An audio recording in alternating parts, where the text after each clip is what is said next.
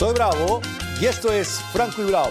Les doy la más cordial bienvenida. Soy Óscar Eduardo Bravo. Está usted en ATV+, la señal del grupo ATV que pertenece al grupo Albavisión, que diariamente llega a más de 20 millones de peruanos de los 35 millones de peruanos que tiene nuestro país. El día de hoy vamos a tocar temas importantes.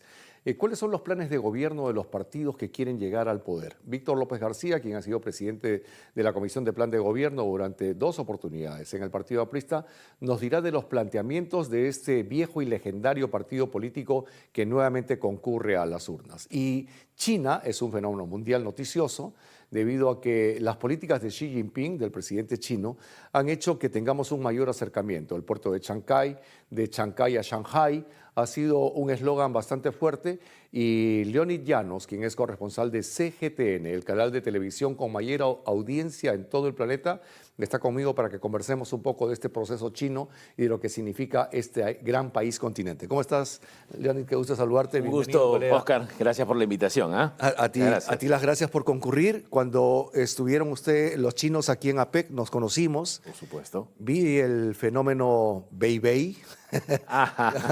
Claro, qué personaje, linda dama, una linda colega que es una influencer china, ¿no? En Facebook sobre todo. Sí, por supuesto. ¿No? Y vi el desarrollo informativo, noticioso que desplegó CGTN, que verdaderamente fue sorprendente. Es el canal de televisión con mayor audiencia en todo el planeta.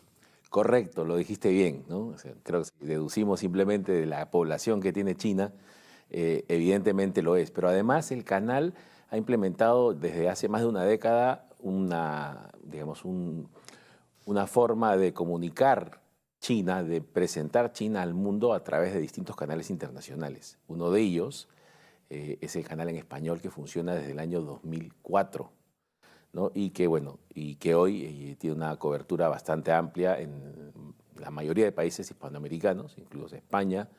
Estamos en México, en Argentina, en Bolivia, en Perú, en Colombia. Bueno, prácticamente, tú sabes que ahora ya casi no existen barreras. Claro. La señal digital sobre todo, ¿no? Y eso ha hecho que el canal pueda llegar en nuestro idioma. De hecho, el trabajo que hacemos a diario es de dar a conocer China en nuestro idioma, de presentar no solamente la China antigua, que es muy importante y muy interesante, ¿no? Conocer la cultura china, sino que también, además, la China de hoy y la China que se proyecta hacia el futuro, ¿no? Y que para muchos ya no necesita una presentación y una perspectiva de muchos años, ¿no? Es una China que ya hoy da mucho que hablar porque tiene, digamos, se manifiesta en diversas maneras, tecnológicamente hablando. Sí, y siguen creciendo porque los veo que cada vez sacan diversos países. Por ejemplo, hace no mucho hablé con gente de la televisión china, donde justamente manifestaban su deseo de poder hacer un canal con señal de televisión en quechua. Sí, es cierto. De hecho, ya existe una página de Facebook, es el primer comienzo que hemos tenido, una página en Facebook en quechua, ¿no? Y así, además, el canal tiene páginas en lenguas nativas de distintos otros, orígenes o países. Y existe también un proyecto para crear una señal, dentro de la señal en español, posiblemente un espacio para poder comunicarse o comunicar en quechua, ¿no? Que es el idioma. Ahora, justamente a raíz de la PEC, a raíz de la presencia del presidente Xi Jinping, es que Perú empezó a tener preponderancia en China. Los noticieros hablaban de Caral, hablaban de Machu Picchu. Es más, Leonid, vi el reportaje que tú hiciste de Caral. Así es. ¿No? Hiciste un muy lindo reportaje que comparaban con la antigüedad del inicio de la civilización china, ¿sí? Por supuesto.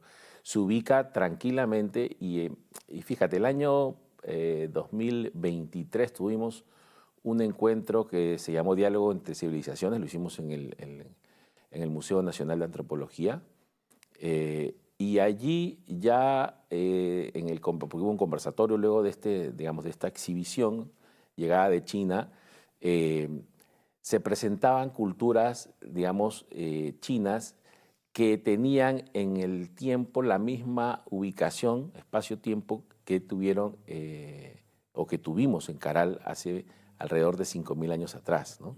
Y lo interesante que en aquel momento fue casi para los chinos, pese a que seguramente la gente más especializada lo conocía, para muchos chinos fue una sorpresa saber de que existía una civilización tan antigua o del nivel de la antigüedad de ellos, de los egipcios, ¿no? de las antiguas civilizaciones europeas.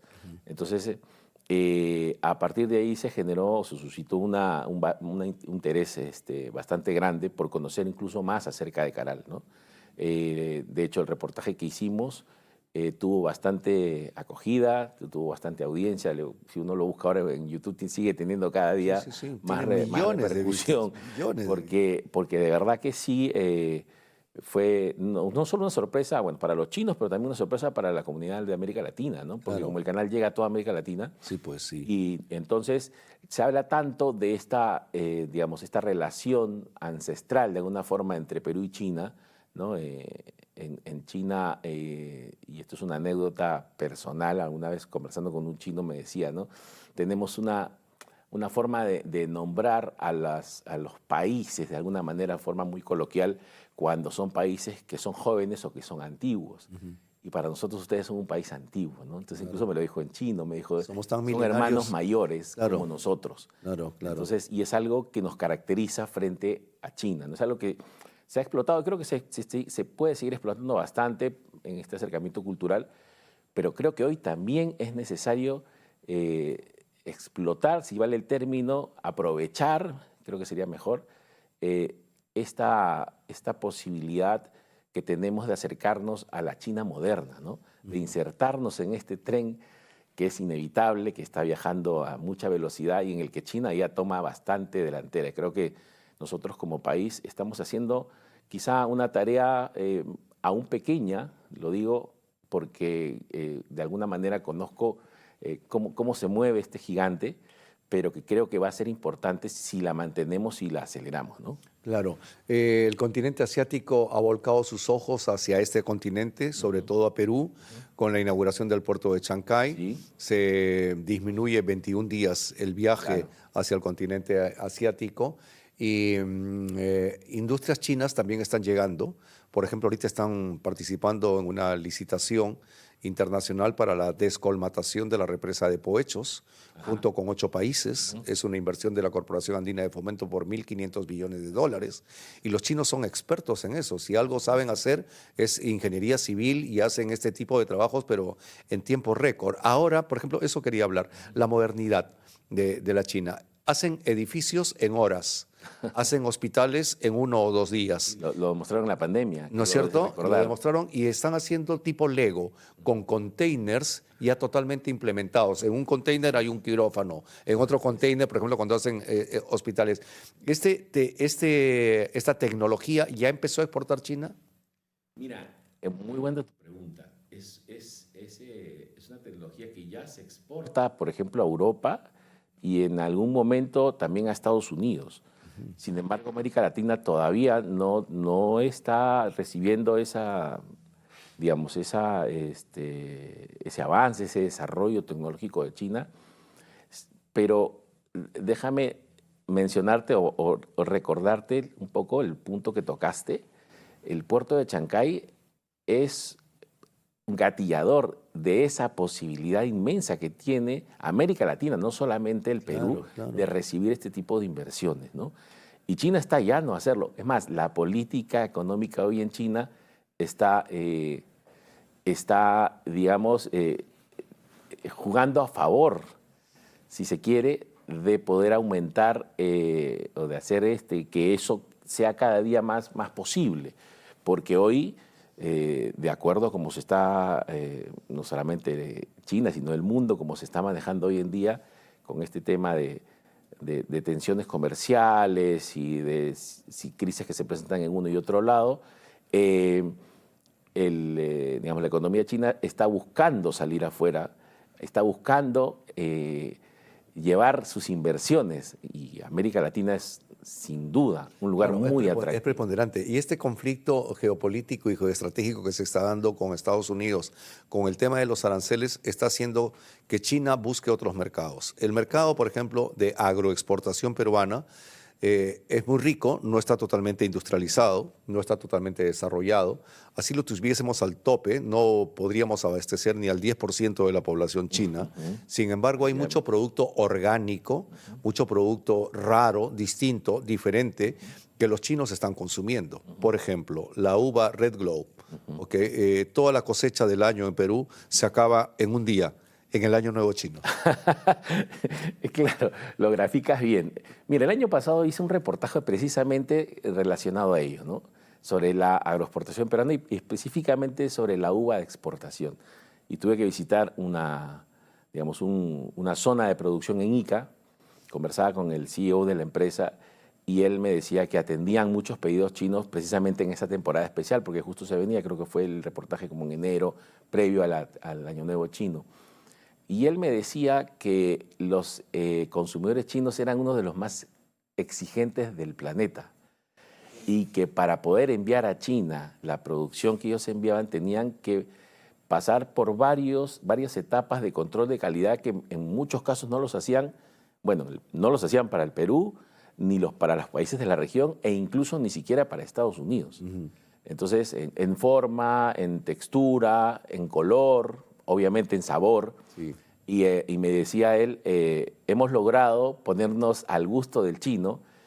Y yo le decía, bueno, pero ¿dónde está la competencia? O mejor dicho, ¿dónde te genera la rentabilidad? En el precio, definitivamente. Claro. Porque el consumidor chino, el comprador chino está dispuesto a pagar más que en muchos casos el consumidor europeo o el comprador europeo. Estamos hablando de los grandes compradores que luego distribuyen, ¿no? Además, ustedes tienen, los chinos tienen un mercado muy interesante que es tienen más de 35 millones de millonarios. Por supuesto. Ahí nomás. Y que va en aumento. ¿No es cierto? Sí. ¿No? Ahí nomás, o sea, ya prácticamente la pobreza fue desterrada en China. Sí, ya. El analfabetismo igual. Por supuesto. En el año 2020, exactamente, el presidente Xi Jinping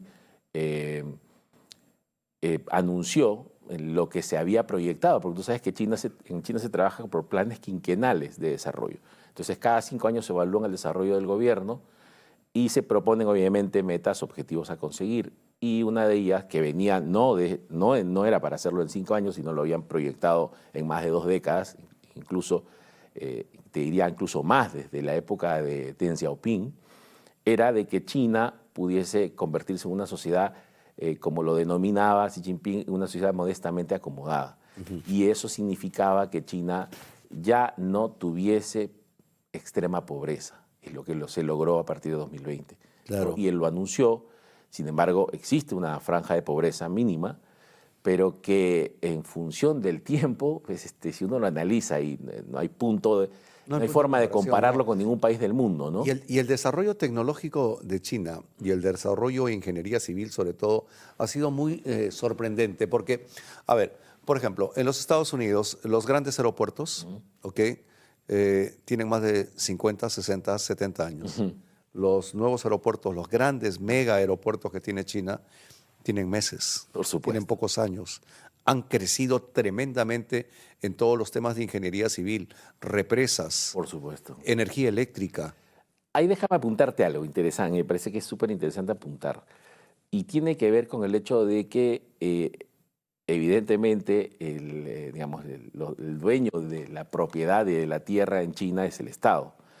Y eso increíblemente facilita muchísimo, ¿no? el proceso de construcción, de edificación, de realización de cualquier proyecto. Entonces, en China difícilmente tienen que lidiar, como sucedería en otros países, con expropiaciones o trámites burocráticos. O nuestro, ¿no? Expropiaciones con líos judiciales para poder, y que muchas veces pues tardan no solamente meses, años, ¿no? Para poder hacer viable un proyecto. Entonces, ellos tienen esa facilidad y obviamente la dirección del Partido Comunista que decide y ejecuta. Claro. Entonces, y eso ha hecho tan eficiente. Te lo marco porque podría ser, bueno, en nuestro mundo un poco quizá cuestionable por el hecho pues, del sistema político, pero eso es uno de los factores que ha hecho que se logre esta acelerada, digamos, este acelerado desarrollo de China, ¿no? que quizá hubiese sido más complicado en otras condiciones. Claro. Leonid, el rol de la mujer en la sociedad china. Durante, sobre todo el mandato de Mao Zedong, luego Deng Xiaoping, hubo la política de un solo hijo. Y todos buscaban el hijo varón.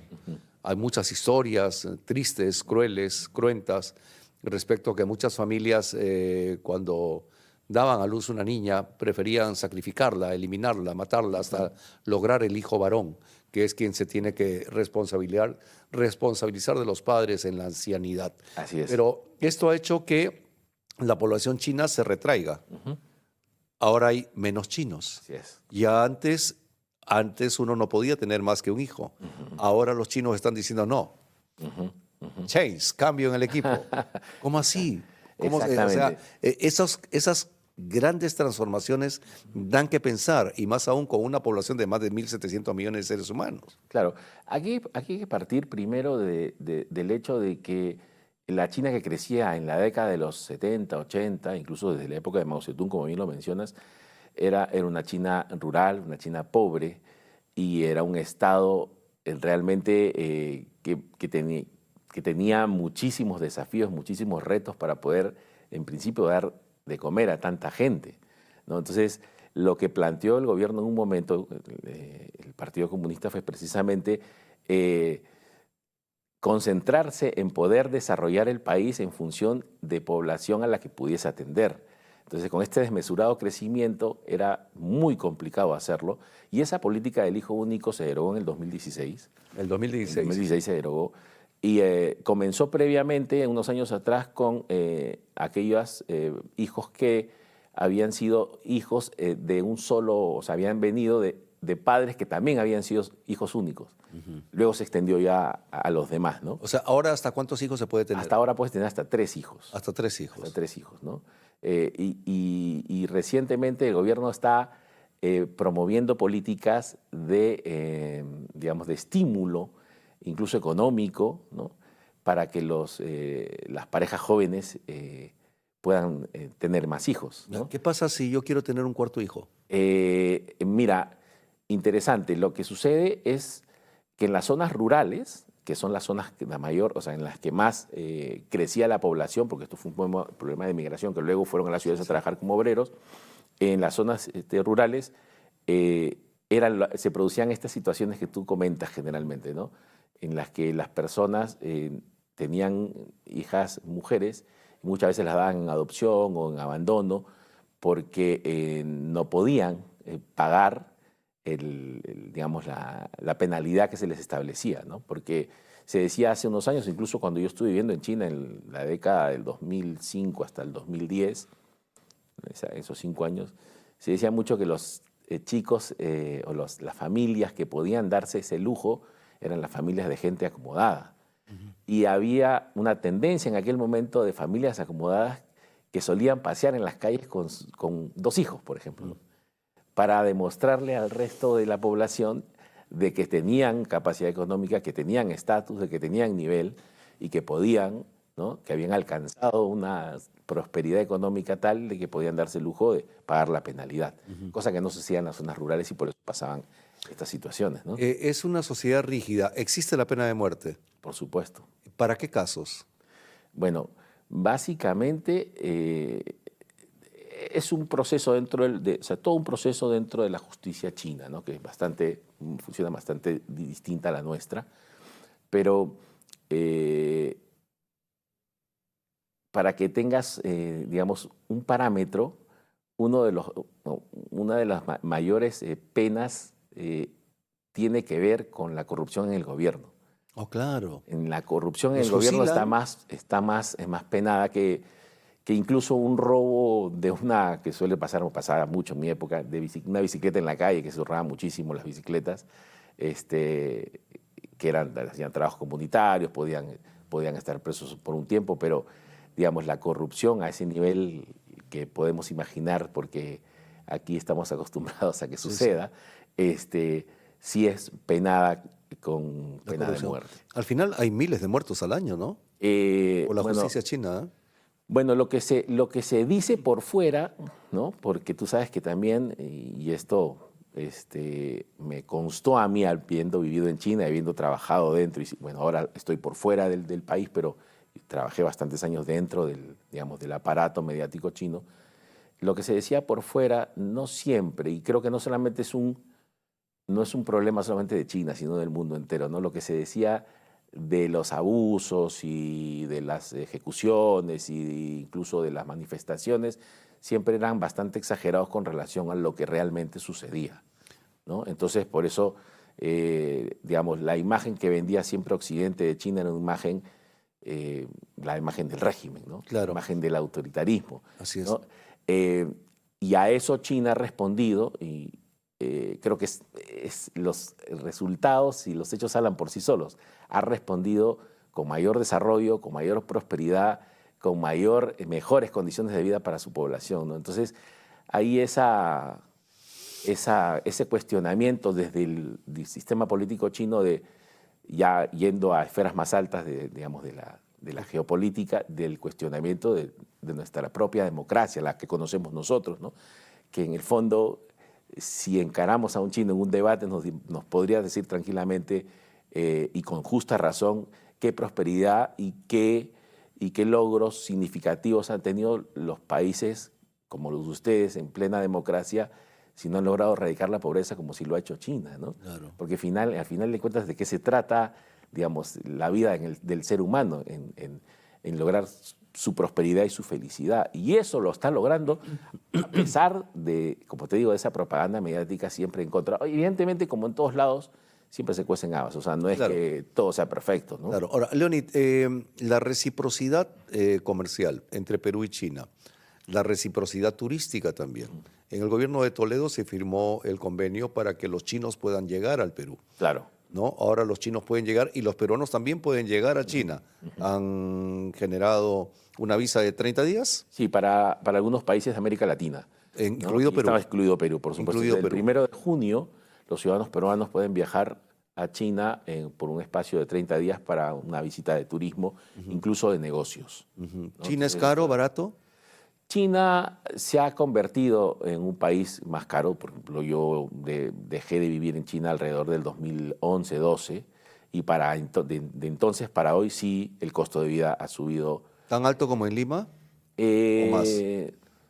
No, yo te diría que Beijing, porque Lima es por una de ejemplo, las ciudades más caras, ¿ah? Hoy, Sí. Pero yo te diría que Beijing es una ciudad que, como todas las ciudades, que tiene, digamos, que puede ser caro el alquiler de una vivienda, sin embargo, la alimentación puede ser bastante económica, como puede serlo aquí también, si uno sabe dónde comprar los alimentos, dónde poder economizar.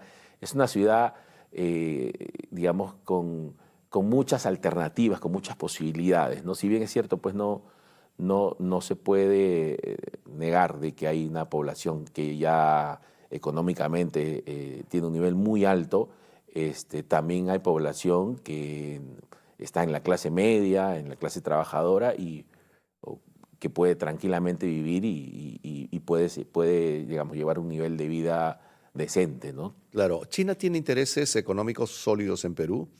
Está ahora el puerto de Chancay. Por supuesto. Está el tema minero, las bambas. Está el tema de la electricidad. También han comprado empresas eléctricas. Pero China no solamente está comprando empresas eléctricas en el Perú, sino en diversos países del mundo. ¿Cuál es el objetivo? A ver, volvamos un poco a lo que conversamos hace un momento, ¿no? Lo que te contaba, que China necesita expandirse porque necesita que su economía, digamos, de una manera se refresque con capitales venidos de fuera, ¿no? O en todo caso con capitales chinos que llegan a otros lugares para producir porque tienen excedentes de producción que no saben en realidad dónde colocarlos.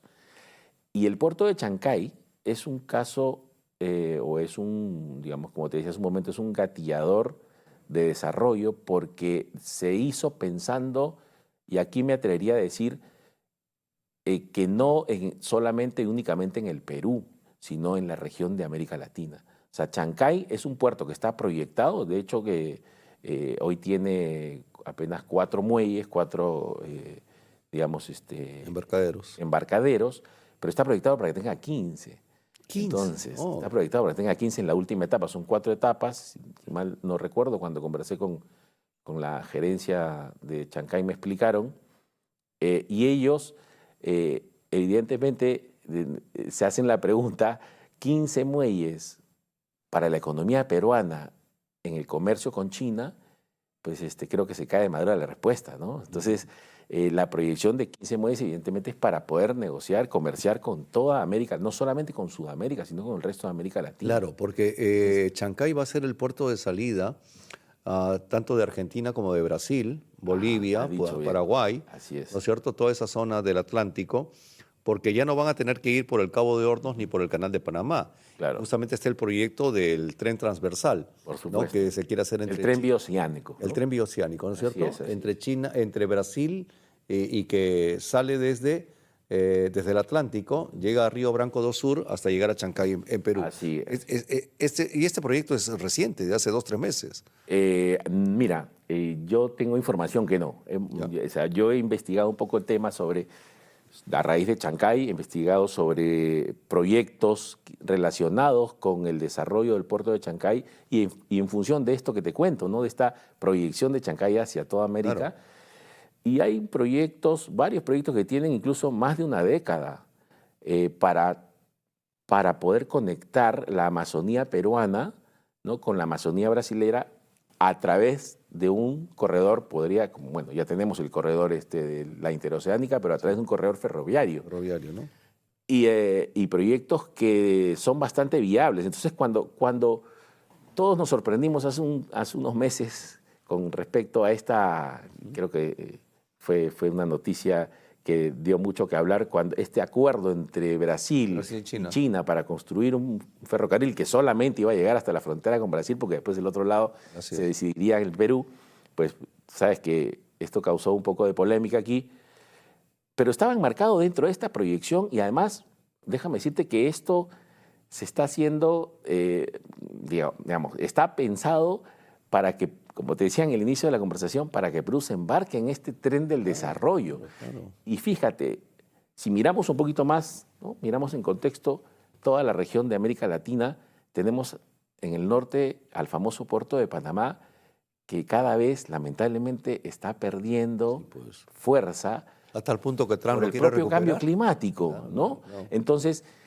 creo que sería bueno, exacto, sería bueno decir hoy y pensar en hoy hacia el futuro que el puerto de Chancay se podría tranquilamente convertir en el nuevo canal de Panamá. Sí. Porque Brasil ya no va a necesitar ir al canal de Panamá, sino venir por aquí y sacar todo. Entonces, estamos en un momento espectacular para que el Perú aproveche ese tren de desarrollo y se sume, ¿no?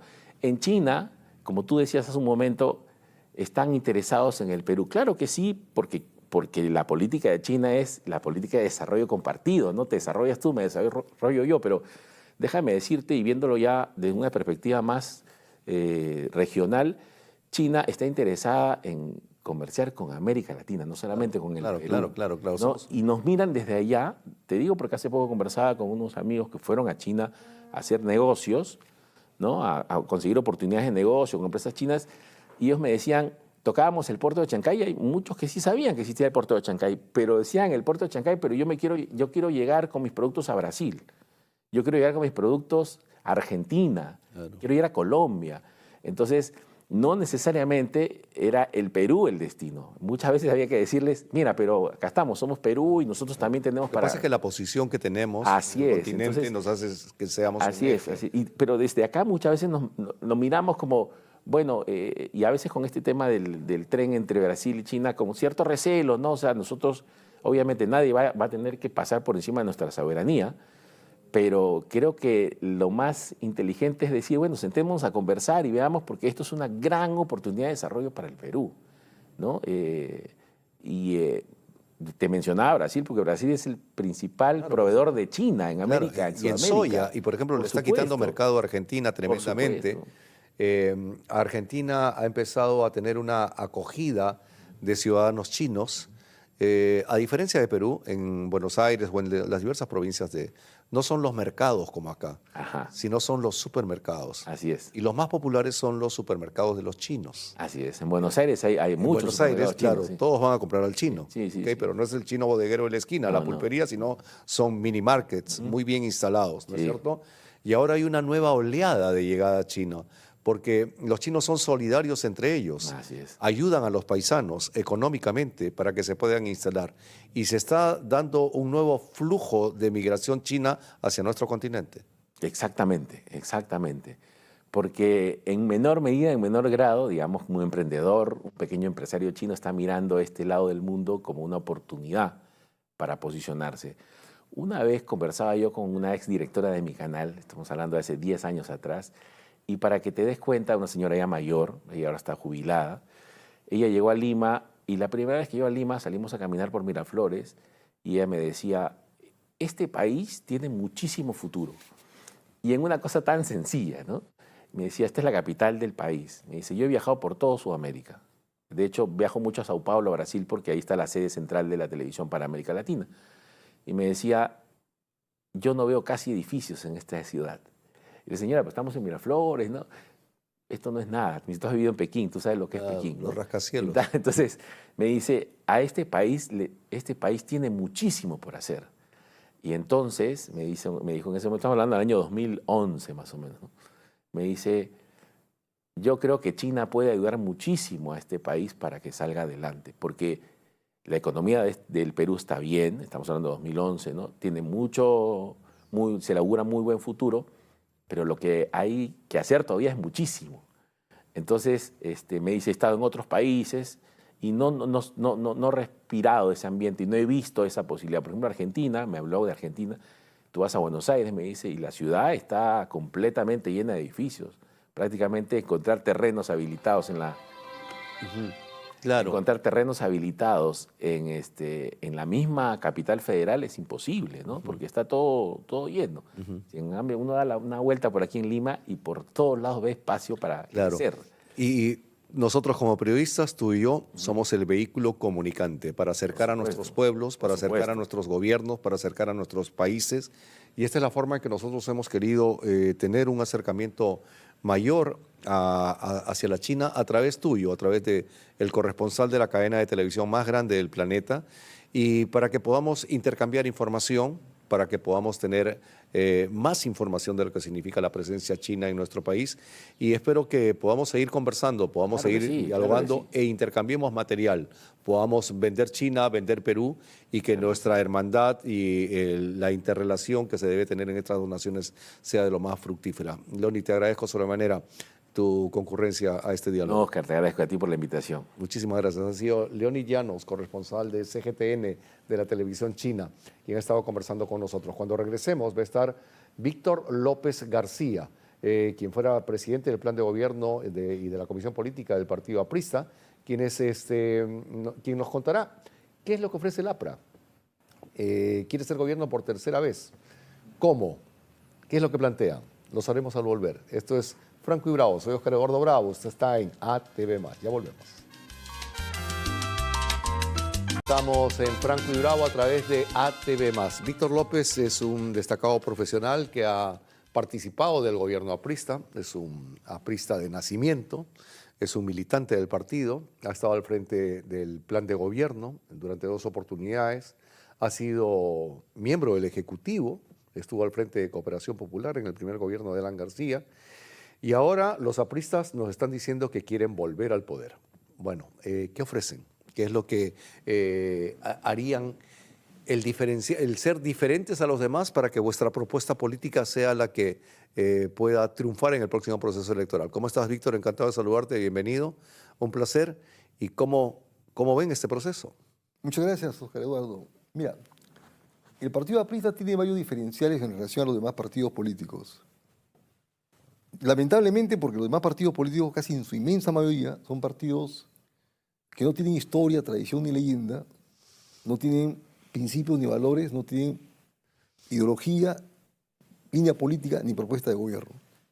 Más grave todavía, no tienen ni siquiera una estructura de conducción y tampoco tienen conductores, tienen propietarios, dueños. O sea, el país ha devenido tanto negativamente en términos políticos partidarios que no tenemos partidos políticos de verdad. Un partido político de verdad en el mundo, Oscar Eduardo, tiene uno, ideas. Dos, tiene una línea política. Tres, tiene una base programática, o sea, qué hacer con el país. Cuatro, tiene una conducción y quinto, tiene una estructura orgánica. Eso solamente lo tiene el APRA, un poco Acción Popular, otro poco el PPC y un poco, seguro, los fujimoristas, ¿no? La izquierda está rota en ese tema, ¿no? Entonces, ¿qué ofrecemos? Uno, ofrecemos una propuesta programática de cambio económico, de transformación social y de modernidad política y de gobierno. Dos, ofrecemos cuadros preparados, equipados, con experiencia de gobierno para poder del primer día tomar decisiones y ejecutar acciones en beneficio del pueblo. Y tercero, prometemos una propuesta programática que tenga como propósito fundamental que el país sea un país moderno, que se ponga a tono con los tiempos y acorde con los cambios. La muerte de Alan García, la desaparición del principal dirigente del partido aprista, generó una crisis, un vacío de poder, una incertidumbre dentro de vuestra organización política. Han puesto un presidente como César Treyes, tienen un presidente de la Comisión Política como Mauricio Mulder. Se han quejado que no se han llamado a elecciones internas ni a renovación de cuadros partidarios. Y esto ha generado que prontamente se vean diversas tendencias dentro del APRA. Por ejemplo, un ala dura, se habla de Jorge del Castillo, la secretaria general del partido, y Mauricio Mulder, quienes estarían tal vez encabezando una plancha presidencial. Ha salido otra plancha con Velázquez Quesquén, con Carla García y con el abogado Abanto. Dicen que hay otras propuestas de Aurelio Pastor, de Hernán Garrido Leca. Entonces, ¿qué pasa? Son tan democráticos, son vertientes diferentes, tienen la ideología de Víctor Raúl Aya de la Torre, pero unos piensan más a la derecha, otros piensan más al centro, otros piensan más a la izquierda. ¿Cómo se presenta el APRA? Muy interesante tu alocución. Menos mal que ideológicamente en el APRA no hay distancias ni diferencias significativas como había en el pasado. El APRA es un partido de izquierda democrática. O sea, somos claramente un partido que marca distancia de las izquierdas marxistas, leninistas, maoístas que han quebrado al mundo, están quebrando América Latina, como Venezuela, Cuba, que hace acá y Nicaragua. Y somos un partido que marca distancia con la derecha, sobre todo una derecha tradicional, bruta y todo lo demás, que es la derecha que ahora está muy representada políticamente en las elecciones. O sea, somos un partido de izquierda democrática porque creemos políticamente, creemos en la democracia. Ideológicamente creemos en la libertad. Económicamente creemos en el mercado, en la empresa privada, en los empresarios, pero responsables socialmente. Y socialmente, que es el eje del partido, ¿verdad? Creemos en que tiene que haber una propuesta de gobierno que responda a los intereses, demandas, expectativas de los más pobres del país y de los más excluidos del país. Ahora, izquierda democrática, ustedes llevaron en el primer gobierno de Alan García una propuesta de izquierda, la estatización de la banca, fue un hecho evidente. En el segundo gobierno, tal vez y no tengo miedo a decirlo, el peor gobierno en la historia del país fue el primer gobierno del partido aprista. Nos llevaron prácticamente a la bancarrota, estuvimos bastante mal, pero el pueblo peruano muy generoso perdonó los errores de Alan García y lo lleva nuevamente al poder, y Alan se reivindica, teniendo picos de crecimiento de hasta el 10%, bajando los niveles de pobreza tremendamente, pero luego se alían con la derecha, con el Partido Popular Cristiano, y significa la desaparición del partido aprista. El APRA se casa con quien sea. No. Te lo digo, no. ¿Cómo que no? Fíjate, absolutamente. Se casó con su cancerbero, con su torturador, con Manuel Odría. ¿Qué hay de la coalición APRA 1? Claro que sí. ¿Eso no es casarse con el enemigo? Pero eso tiene explicaciones racionales, históricas, que es importante significar en esta reunión. Fíjate, el APRA ha sido el partido más excluido de la historia democrática del país. El APRA no tenía derecho ni siquiera a presentarse como candidato. Estaban negados el partido y sus más importantes líderes. El APRA ha tenido más o menos 40 años de clandestinidad, de exclusión, de marginalidad, apristas presos, deportados, asesinados. Somos el partido que más le ha dado a esta democracia. Tanto con las dictaduras y tiranías que hemos tenido, tanto con Fidel Luminoso, que mató a 2.000 líderes y dirigentes del Partido Aprista. Entonces, eso que tú llamas esas alianzas espurias no es cierto. Eran alianzas, entre comillas, importantes y necesarias para que el partido recupere su estatus, para que podamos tener una vía democrática. No hay otra alternativa. O seguías condenando a tus cuadros, miles de apristas que estén presos, deportados, excluidos, muertos, o pactabas democráticamente salidas democráticas. Entonces, esas son las razones que explican ese comportamiento. Además, lo ha tenido la izquierda en todo el mundo y la derecha. Acuérdate que Hitler pacta con Stalin, ¿verdad? Para tomar Checoslovaquia y otros países, ¿no? De modo que esas alianzas no son tan condenables como tú dices, ¿no? Ahora, se habla de un APRA de izquierda democrática, pero popularmente no están vinculados ustedes hacia sectores de izquierda, más están vinculados hacia sectores conservadores que a sectores liberales. No, no es cierto. O sea, no tenemos ninguna relación nosotros con la derecha de carácter orgánico. Sí marcamos distancia de esta izquierda estúpida, asesina, criminal que tenemos en el país. Es una izquierda de lo más atrasada en América Latina, la izquierda marxista. Mira el último exponente que ha tenido Castillo, ¿no? No, por favor, un analfabeto, incapaz, Pero inecto y choro. tienen ¿no? su propia habilidad política porque saben llegar al poder. La Yo izquierda creo- ha llegado al poder. Mal que bien, el Partido Comunista de Vladimir Cerrón llevó a Pedro Castillo. Tienes razón. El actual gobierno es de izquierda, Es cierto, tienes razón. en membrete, en nombre, Fíjate, qué así bueno no lo que lo sea. digas, ¿sabes por qué? Porque la izquierda roja y la izquierda que sigue vendiendo el cuento de que nunca han gobernado el país son los que más han gobernado el país. O han estado directamente gobernando, como lo estás diciendo tú, ¿verdad? Claro, O han estado... es más, con el mismo Fujimori. Claro, Fujimori... Cuando entra Fujimori, puso ministro de Gloria izquierda. Helfer, Por Penano, supuesto. Así ¿no? es, Guido Penano, Sánchez claro, Salvadera, claro. toda la izquierda estuvo apoyando a Fujimori. Me da mucho gusto que tengas una memoria histórica lúcida y coherente, porque es cierto, han gobernado con Odría, con Prado, con Velasco Alvarado. Con Velasco. ¿no? Con Belaúnde. Han gobernado con todos los gobiernos. O sea, realmente o gobiernan directamente ganando elecciones como lo están haciendo últimamente, o gobiernan copando el Estado, que es la táctica más usada en el Perú. Penetran el Poder Judicial, la Fiscalía, las instituciones públicas y están gobernando. ¿Por qué tanta rivalidad? ¿Por qué tanta bronca entre el APRA y la izquierda? Yo creo que es fundamentalmente porque en cierto modo nos hemos estado disputando el mismo terreno electoral, o sea, el terreno popular, el terreno de los pobres, de los excluidos, de los marginados, ¿verdad? Ese es el fundamento, ¿no? Ellos tienen sus planteamientos, nosotros tenemos los nuestros. Y la historia viene demostrando que las fidelidades de la Torre, las fidelidades del APRA son las más lúcidas y coherentes, las que más valida la historia de la humanidad, ¿no? Ahora, en este proceso electoral, ¿hay qué? ¿Tendencias en las planchas? ¿Renovación? ¿Nuevos cuadros?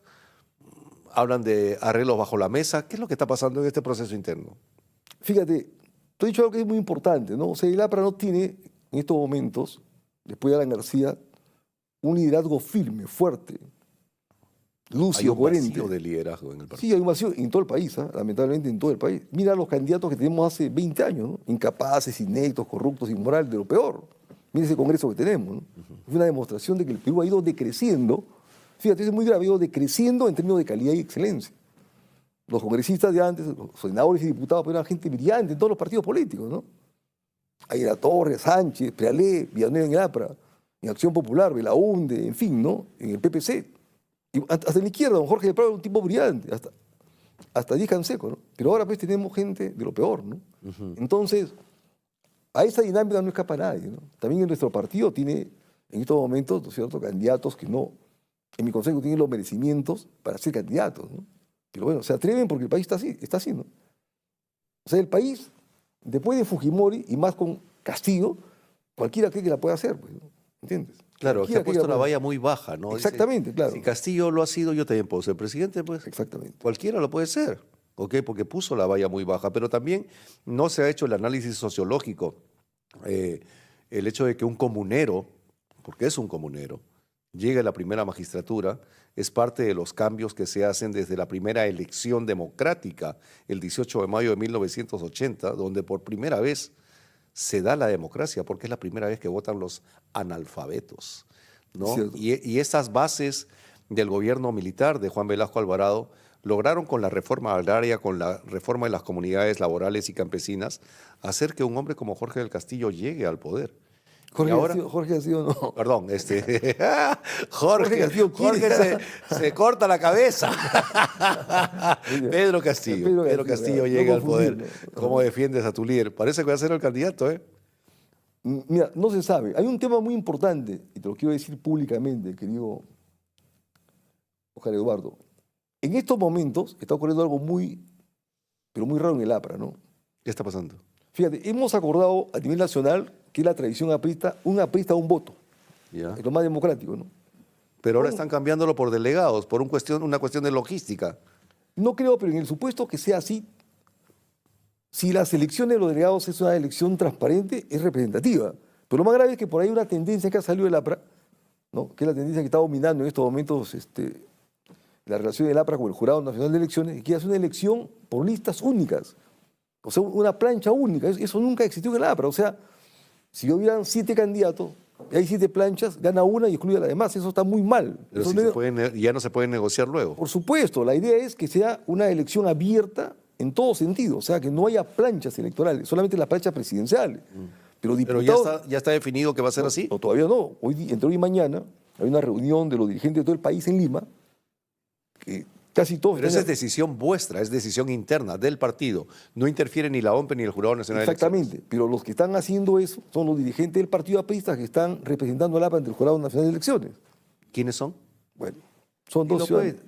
Uno se apellida Pimentel y el otro se apellida Melgar, ¿no? Ya, pero son personeros legales del partido. Claro. Ok, ¿están perjudicando a su partido?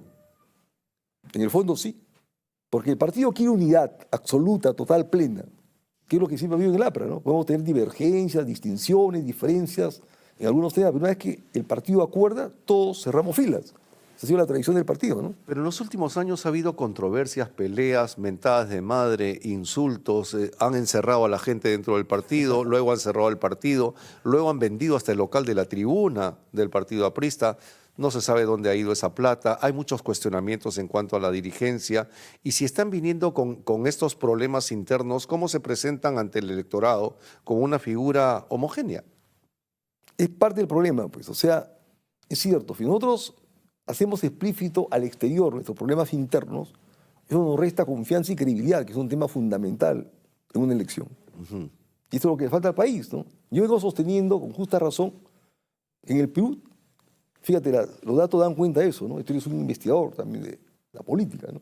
Dan cuenta que la inmensa mayoría de los peruanos cree que los políticos son dos cosas, ¿eh? Son incapaces y corruptos. Sí. Y a partir de estos conceptos, surgen dos conceptos igualmente negativos. No hay confianza ni credibilidad en los políticos, en los partidos y en los gobernantes. Sí. Y encima, ahora han aparecido dos conceptos más graves, ¿no? Hay inseguridad e incertidumbre. Entonces los partidos políticos tienen que darle a la gente confianza, credibilidad, certidumbre, seguridad, en todos los planos, ¿no? Claro, ahora que tocas este tema, justamente en la Comisión de Plan de Gobierno del Partido Aprista, ¿qué han visto? ¿Cuál es la alternativa? ¿Cómo solucionar el problema de inseguridad ciudadana que no solamente está en la capital, sino en todo el país? ¿Cuál es la solución que brinda el APRA ante esta problemática? Yo he habido algunas reuniones de algunos compañeros del partido viendo el tema, e incluso se han juntado con dirigentes de otros partidos políticos para tratar de consensuar una propuesta respecto al tema de la seguridad ciudadana, que es el problema más importante del país en estos momentos. Entonces, en el marco de la democracia han surgido algunos elementos fundamentales. ¿Cuáles son? Uno, que tiene que ver la mayor conducta y comportamiento de parte de los líderes del país. Si el país tiene gobernantes que son cuestionados, criticados, no son respetados porque no lo merece, entonces pues hay una especie de vacío de poder en todas las instituciones públicas. En síntesis, no hay liderazgo en el país. Enfrentar una artera delincuencia como la que tenemos nosotros requiere que haya liderazgo, conducción, capacidad, calidad, y no hay. En segundo lugar, hay una desintegración, una absoluta falta de integración, incluso de parte de las entidades llamadas a liderar la lucha contra la delincuencia. Fíjate cómo está la Fiscalía, enfrentada internamente. Sí. Ni siquiera tiene capacidad de consensuarse al interior y menos de articularse con el Poder Judicial, y mucho menos con la Policía Nacional. El tema no es solamente tener entidades que funcionen, sino que estas funcionen en torno a liderazgos, a conductas, a comportamiento. Entonces hay que arreglar el tema judicial. Yo creo que ahí, de mi punto de vista, hay una revolución integral. Hay que refundar la Fiscalía. Hay que refundar el Poder Judicial. ¿Y la policía? Igualmente. Igualmente. Hay mucha corrupción. Y parte de la responsabilidad de eso es de los rojos, de los caviares que han penetrado la policía hace más de 20 años. Ellos son los que han creado todos los mecanismos. Son los males de todo. O sea, la mayoría de los políticos dicen los caviares, no, por culpa de los caviares. O sea, tan malos son y No tan son malos, tontos son los son políticos que se recontra dejan malos. robar los huevos al águila. Los políticos son ustedes. Está bien. Pero se han dejado manejar, manipular, sobredimensionar por estas tendencias. Bueno, la verdad es que ellos existen, son una realidad negativa absolutamente para el país. Pero negativa tal vez para ti, para otro sector del país no Pero, lo es. ¿dónde Porque está mira, lo- por ejemplo, a ver, hay un Perú distinto en el norte que en el sur. El sur tradicionalmente es rojo, el norte es diferente. Y es donde ganan las tendencias de izquierda preponderantemente en el sur del país. Puno, Moquegua, Hilo, Tacna, Arequipa, Cusco, Ayacucho, Apurímac, toda esa zona, el APRA no ha podido ganar. Es más, Alan García siempre decía que tenía ese peso enorme que nunca pudo haber ganado Puno. Hemos tenido representantes en Puno, pero fíjate, te digo una cosa, tú eres cusqueño, Oscar Eduardo. Casi todos los alcaldes rojos y gobernadores rojos del sur y también del norte están presos por delincuentes. Mira, el presidente regional de Tumbe, Choro, está preso. Presidente regional de Patria Roja, de Cajamarca, está preso. El presidente regional de Huaraz, de Anca, está preso. Y en el sur, igual, 2 presidentes regionales de Cusco, Sí. o sea que tanto quiero, presos, Sí, uno y el otro no aparece porque son corruptos. Igualmente en Tacna, o sea, la población del sur es cierto, vota por la izquierda, pero es una izquierda incapaz, inecta, además corrupta, tremendamente corrupta. ¿Y por qué votan por ellos si son malos, según tú? Debe haber algo en el ADN de la gente que está ahí, ¿no? De verdad. O los otros partidos no tenemos la capacidad, es cierto, de poder haber llegado como corresponde, ¿no? ¿Quién debe ser el candidato del APRA? Difícil. Yo quisiera que sea un candidato que tenga capacidad, calidad y condiciones primero. ¿Tiene nombre propio ese candidato? No me atrevo a decirlo. Que tenga además carácter, comportamiento y conducta. O sea, que tenga los dos, la 2A, ¿no? La AP de la actitud y la AC de la actitud. Creían que Carla podía ser una buena locomotora que jale todos los vagones, pero se ha ido de segunda, no de cabeza. Bueno, Carla es una muchacha, muchacha, ¿no? Porque la siento jovial. Una y muchacha joven. de 51 años. Lo que Exacto, pasa es que es chiquivieja. Es muy importante. Ella misma dice. Es muy importante, ¿no? Porque es fresca, ágil, dinámica, tiene un discurso muy fresco, ¿verdad? Ella tiene, como comunicadora, una capacidad de apertura muy importante, ¿no? Sí, es un buen potencial en el partido, ¿no? Sí, pues, pero Carla es Carla, no es Alan García, así como Keiko no es Fujimori. No, por supuesto. No todos heredan. Alan García, en mi concepto, ha sido el segundo más importante intelectual del partido aprista, después de la Torre. Sí, definitivamente. Pues Víctor, suerte, éxito en este próximo proceso electoral. Vamos a seguir conversando, esto todavía ni siquiera empieza y vamos a tener oportunidad de seguir hablando sobre las proyecciones de tu partido en esta oferta electoral en donde vamos a ver si el APRA pasa la valla, pasa una segunda vuelta, tiene un buen líder y llegan a buen destino. Desearles éxito. Estamos convencidos, y con esto termino, que el partido aprista está resurgiendo, está renaciendo por todo el país y me doy cuenta de que eso es así, ¿no? La gente está volviendo al partido. Los que se fueron, los que no actuaron, sienten que ahora el APRA tiene su oportunidad. Porque somos un partido que tiene experiencia, tiene conocimientos, tiene gente capaz, ¿no? Y por más que nos acusen de cosas, no hay un solo aprista que esté preso por delincuentes. Sea SAP. Sea SAC. Muy amable, Oscar Eduardo. Suerte. Muchas gracias. ¿Vas al postular? Por supuesto, al Senado Nacional. Al senador. Así es. Quiero ¿Por el ser- norte del país? Por todo el país. O sea, senador nacional. Creo que tengo capacidad y calidad para hacerlo. Primer candidato a senador que está llegando a nuestro programa. Primer candidato a senador, Víctor López García, candidato a senador por el Partido Aprista y quien ha estado viendo durante mucho tiempo los planes de gobierno del partido. Muchísimas gracias, reiteradas, Muy Víctor, que amable. les vaya bastante bien. Señoras y señores, muchísimas gracias por habernos acompañado. Nos encontramos nuevamente el próximo fin de semana, sábados y domingos de 8 a 9 de la noche. Gladys Robles, nuestra productora ejecutiva. Esto es ATV+. Estamos llegando a más de 20 millones de peruanos en todas nuestras señales de televisión. Que pasen muy buena noche, buen fin de semana. Dios nos bendiga. Muchísimas gracias. Hasta pronto.